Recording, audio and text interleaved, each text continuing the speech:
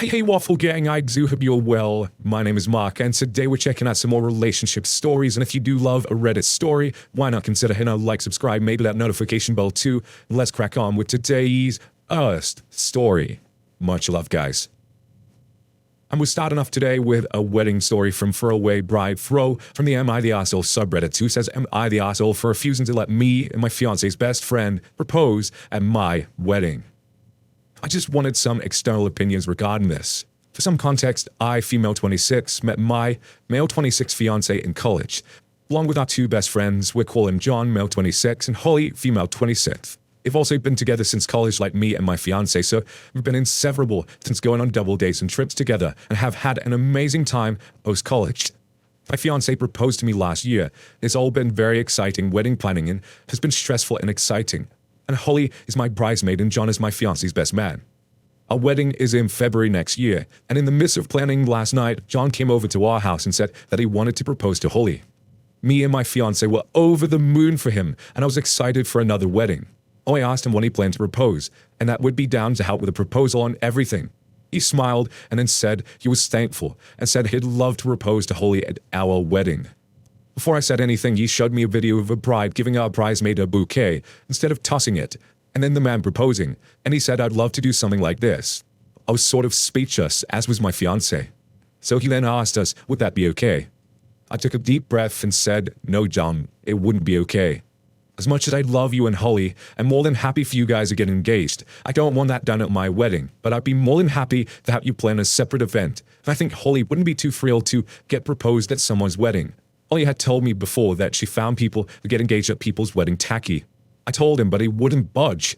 He got angry and said we were being selfish, but not allowing him this one small favor. And if the roles were reversed, he would say okay in a heartbeat. I reiterated to him that Holly wouldn't want this, and she'd want her own event. He kept saying, you're lying. You just don't want us to be engaged. You just want all the attention to yourselves. This is where I feel like I'm the asshole. I blew up at him and called him tacky and cheap. I said us and our families aren't shelling out thousands for you to propose at our wedding. It's embarrassing. You can propose to Holly even the day after, or the day before, or even the day of, but just not at my wedding or venue. Holly will cringe and find it embarrassing. He said he didn't think he'd been friends with such a selfish and rude people for all these years. My fiancé reiterated everything I said, and then my fiancé told him to leave, and he left. Now it's awkward. Holly has no idea what happened. We all had a trip booked for next month, and now I don't want to go. I'm very upset with John, and he hasn't apologized. I don't know what to tell Holly. I don't want to lie to her, but I don't want to ruin the surprise of a possible proposal. Part feels bad, but I want to stick to my guns. Now, for me, as much as I think it's not a good idea to propose at someone's wedding, or, some people might consider it tacky or whatever like that, it does happen. John asked, which, I think you can ask, but you get turned down, then so that you just take that on the chin and accept it. But I just found it a bit ironic that he called you rude and selfish, yet wants to get married at your wedding and take the attention away from you guys. Come on now. And I find it's really surprising, that you're all best friends, so you all know each other quite well, and you said to him that Holly wouldn't like the idea. Instead of going, oh yeah, you're totally right. Can you help me plan something? Which you totally offered, which I think is incredible of you to do. You just turned it around on you and said, but you're just trying to put him off doing it or whatever. There's a bit that made me chuckle in the middle of this rest. Says, I told him that, but he wouldn't budge. Like, no, I'm going to propose it. You're with him anyway. But guy that did go down that route. Yeah, but of course, absolutely not the arsehole in this situation. But avocados don't bite says not the arsehole. John's idea is tacky. You and your husband should be the only focus on your wedding day. Ollie wouldn't even like it. There are literally no upsides to this. I can understand he's bummed his first idea wasn't a hit, but needs to get over it and go back to the drawing board. Buffett Gingerbread replies and says, if I were AP, I'll find a way to bring up the subject of people who propose at other people's weddings when all four of them together, and ask Holly what she thinks of them, and really egg her on. Let John hear it for himself without saying anything about him proposing to Holly. Maybe then he'd listen. Dazed says, not the arsehole. No one should propose at someone else's wedding. What is it about people not understanding this? Not really sure what to do in your situation now. It's a bit of a crap one. Would hope that John would talk to someone else about this that would make him see sense. Dinosaur Nugget Man says, how boring and unoriginal do you have to be to propose at someone's wedding? He obviously doesn't love Holly that much if he thinks that's the kind of proposal she deserves. Also, why the fuck would he even ask if he wasn't going to take no for an answer? If anyone is selfish, it's him. Not the arsehole, and I'll reevaluate this friendship. This guy has possibly cost himself a friendship, all because you can't take no for an answer. Seems like he has some issues. One more comment from Celtic Musebooks who says, we were at a wedding a few years back, one of the last big pre-COVID events, and apparently the groom's brother decided to propose to his girlfriend at the wedding. A maid of honor and two of the bridesmaids got wind of it at the rehearsal dinner, so it bought a dozen of containers of silly string and told the kids there was a special surprise for Uncle Jake and Hannah when someone yelled Geronimo to all attack Jake and Hannah with a silly string and don't stop until the cans were empty. Maid of honor talked with the DJ who informed them that he had a SOP, which is, I think, endocrine procedure for those things. Jake asked the DJ if he could play a special song, just for then, 1,000 Years by Christina Perri. EJ said sure, but he had two requests to do first. EJ takes maid of honor, who got the kids ready. He played the song. As soon as Jake sat back and started to go down on one knee, the kids pounced, and the DJ swapped out 1,000 Years for full blast, who let the dogs out. Everyone, of course, was laughing hysterically. Then none of us knew he'd been trying to propose until later. Anna went running from the hall, and Jake ran out after her. Damn, wedding drama, man, it always gets crazy. I got a story that I'm going to share, probably in a couple of months. It's still a bit fresh at the moment.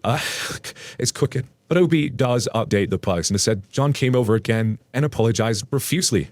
He apologized for the name calling and said he was bummed out because his idea, which he thought was a good one because of all the videos he had seen, had been shut down. He said that he should have listened to me when I told him that Holly has stated before she finds those types of proposals tacky. He said that he should have taken no as an answer, and there was absolutely no excuse for the way he spoke to us, and would understand if we no longer wanted him at the wedding. He said that he was angry with himself for the possibility of losing our friendship over an idea which had no pros to it whatsoever. He also said that Holly deserves her own moment with the proposal, and he'd love my help with the planning if I was still open to it. I did tell John that I don't want the stress of him possibly hijacking our wedding because of how he reacted to us saying no. He said that would never happen, and he's decided to propose to Holly on the trip or during the holidays. He'll let me know so I can help, which I'm happy to do so. He said that it's our wedding, and he was crazy and apologized for calling us selfish when it's our day. Me and my fiancé did accept this apology. We did have a conversation after the argument that if John apologized, we'd accept his apology. And also, we've never had a disagreement of this scale ever. If we've gone along for all these years, despite this, I don't think, and my fiancé agrees, it's worth burning John's bridge. He's apologizing, and he's genuinely a kind and amazing friend. This just was a weird blip we've had with him. Thank you so much for all the comments and judgments. And you know, John fucked up in this one. It's clear to see for everybody some of the stuff he said was absolutely ridiculous, but it seemed like he came to his senses, realized he was wrong, and seemed to give a genuine apology. And personally, I'm glad that they were able to talk it out and move on and continue with their friendship because, you know, it had been a potential disaster. They've been best friends for all this time and then breaking up, you know, it just wouldn't have been a good thing. So I'm glad they were able to talk it out in the end. But what do you guys make of this situation? How would you have dealt with it? Let us know your thoughts down in the comments below, and let's move on to another story. And our next story does have an update as well from Simone Block, who says, am I the arsehole for telling my girlfriend it is unreasonable to learn a full setlist dance choreography for a concert? I, 36 male, moved from Europe to Japan about 7 years ago. I've been dating my girlfriend, excuse his pronunciation, Mia, 26 female, for over a year. While we have cultural differences on the occasional language barrier, my Japanese isn't nowhere near perfect, and neither is her English. We never had this sort of fight before. The context, Mia is a huge fan of a Japanese idol group, world pop band basically. She's going to their concerts and events once or twice a week for about 3 years. In contrast, I'm generally a metal, heavy rock person and never really got into Japanese pop, let alone idols. A few months back when we went to a metal concert together, as fair, I offered to go to one of these concerts with her. She's very excited about it and got us tickets this month for a show 2 weeks from now. This is where things get weird. I changed up my playlist to listen to this band's song so I know them better and can sing along. However, as I learned yesterday, idol concerts are something else. You're expected to sing along and follow a very tight choreography for each song. Most people that go to these shows are enormous fans and do this, so not doing it would make one stand out like a sore thumb. We went full karaoke last night and she was singing this band's songs as usual and trying to get me to follow the choreography for each song. After doing this for about an hour, we stopped to talk about this. I told her that it's already pretty hard for me to memorize the lyrics well enough so I can sing along, and to learn the proper moves for 15 to 20 songs, we don't know the set list so it might be twice as much. Over the course of 2 weeks for a single concert is a bit harsh. I believe I used the words, I don't really want to learn all this stuff for one concert, and want didn't really translate over well. She exploded. She yelled at me that I would not embarrass her, but it would still be weird, which should be pretty much the same thing. She already told her favorite idol that we will be there, and she should be on the lookout for us. I'm 6'9"-ish, so I couldn't hide in the crowd even if I wanted to. I suggested that I could stand on the side so I don't make her look bad. She told me that we have reserved spots at the concert and we cannot move around. So I'm not really sure what to do. I'm more than happy to go and have a great time since it seemed so much to her. It sounds like great fun. But investing dozens of hours practicing dance moves sounds over the top. I wouldn't do that for bands I love and I've been listening to for decades, yet alone for a band that I'm not a super fan of. And it seems like there's no middle ground. Either I would learn all of it or bust. To Reddit, please tell me, am I the arsehole? Edit, thank you all for your comments. Apologies for not replying to them all, but I read everything. I'll try to reach some proper middle ground. Wish me luck. We'll post an update in about 2 weeks after the event. Now, I have to say excuse me because hopefully my comment doesn't come across as ignorant or anything like that because I don't know much at all about these Japanese pop idols or concerts or anything like that. But I just know this is just from my perspective, if I was asked to learn 15 to 20 songs, possibly double of, the songs and the choreography to go with it, it would just be impossible for me. Trying to fit life in around all that sort of stuff at the same time, there's no way it would happen. And it just seemed like an unreasonable thing to ask. It sounds like you're trying your best, you're trying to, learn the songs, you're trying to get involved to the best of your ability. You offered alternatives to stand on the side, even though she said, you got a booked position. I don't know what you're expected to do. I think it's just like, I'm not going to say impossible, but I think it's really difficult to learn that amount of songs in that amount of time. And, it might be just me. Maybe I can't do that. I'm just hoping there's a lot more knowledgeable comments down below where we can get some more info about these kind of concepts. The commenter said, how normal is this? Is this about her not feeling appreciated or setting unreasonable expectations? The B says that it might be a bit of both. We talked about it and it seems to me that she feels I'm not appreciating her interest enough by trying to manage expectations the way I did. In context, I didn't shut her down, but I made it clear that I cannot learn this stuff this quickly. On the norms part, looking at live videos of past events, this really seems like the baseline for the front rows, not just for idols, but general popular bands too, rock included. Duma says that she's gone to concerts so often, even during the pandemic. Also, you use the Imperial system for height, but where are you from? Hoopy says yes, shows and events were going on during the pandemic too, with social distancing. Mask mandates on plastic walls during meet and greet events. I know of the band and their music because she's listened to them all the time and sings them during karaoke. That said, I never imagined the moves are expected from anybody but the greatest fans. She's clearly one of them, and I respect that. I love people with passion towards their interests, and yes, they've been to about 50 to 100 events, often traveling hundreds of kilometers. She's working shifts, so going to Okinawa or Kaido, during the week isn't that big of a deal to her. Plus, she didn't want to show me to the other fans because of some of her insecurities. That would be a different post on r/relationship advice there.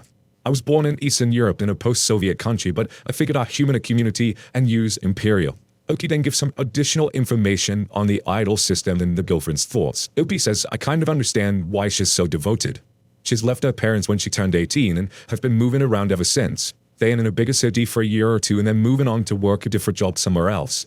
She doesn't have too many friends and none are really too close, mostly due to actual physical distance. The sense of belonging to a fan club or community makes perfect sense under these circumstances. I told her about this earlier because I was worried about a full-blown social relationship. I have an ex-friend who wastes all his time and money away on another idol and heavily implied he was actually spending time with this idol in ways that is regarded inappropriate in the industry. And he basically spent hundreds of thousands of yen on gifts for this girl every month. So I know how bad this can get. It ended in a pretty big fight between us, but overall she's convinced me to give her the benefit of the doubt. She regards these idols as attention machines. Put money in, events, concerts, fan club membership, etc. Attention and kindness comes out. You don't put money in, no attention and kindness comes out. Just no illusions whether they care about her, but she does speak very fondly of the community. Tomo says she actually believes her favorite idol is going to be looking for her. Is she nuts? Ippy says she isn't. The idol knows her very well. I mean, that's kind of part of the idol's job. I don't think the band qualifies as underground idols, but they do have regular, very small and focused fan events, 50 or so people, so they know their core fan base personally. And someone asked, so who is the band? And AB responds, and Metamuse, formerly known as Zolk. I just did a little YouTube of a couple of their concerts. Had me head bopping for a second there, and I was looking at the crowd. I was trying to find videos of the crowd and what they were doing, and it looks like a lot of glow sticks and sort of like spread them up in the air. What I saw, I don't know, and I'm trying not to downplay it because I don't know if there's other concerts that I'm missing out on. That look like a lot of just sort of choreography with like the glow sticks. I think you could possibly get lost in that. I don't know, might be talking absolute shite there, but I could definitely freestyle in that. But OP did update in the same post and says, update. Again, thank you for all your comments. The concert was on last Sunday. I did learn some of the more simple / iconic choreography, but drumroll, the venue was super small, meaning the floor had a dedicated X for every single ticket number, consisting of 5 floor tiles, each about 1 foot long and wide. Then your own little floor tile, you have to share the rest with 4 other people. Guess what this means? Nobody had the room to move, and we were just waving their light sticks. Maybe that's what I just taught. Mia introduced me to the idols prior to the concert. Get a meet and greet and photo package in between. Early and late afternoon concert. Yes, she attended both. I only the later one. This was probably the most awkward part where the girls were trying to talk to me in English. Thanks for coming, Sile. None of them speak it. It was funny though. All in all, I had fun at the concert. People paid me no heed as I was in the backmost row. Girlfriend is happy, the idols were cute, music had its ups and downs. The experience was surreal, but I will probably not go every week. All's well that ends well, I'd say. A lot of the comments below this one talking about idol culture and the wording of attention machines and stuff like that. Something I'm definitely going to have to look into. It sounds rather interesting. But maybe you have a bit more knowledge about the topic and can share it with us down in the comments below. If you do have some, please do so. Would love to hear it. I love reading them as well. Thank you so much for being with us today, for getting involved in the stories. And don't forget, at the very end of the video, there'll be a couple of playlists there for you that you can click on. And I will automatically scroll through the videos for you. I need to hear more about what you're doing whilst you're listening to the videos. It absolutely makes my day. The lovely person sent me a picture the other day of them just, deliver a mail while listening. Oh, it was absolutely fantastic, and I absolutely love to see it. Thank you so much for sharing your love, for sharing your time with not just me, but down in the comments below with each other. They're all absolutely amazing. Please never, ever forget that, and hopefully I will see you in the next one. Take care, and much love.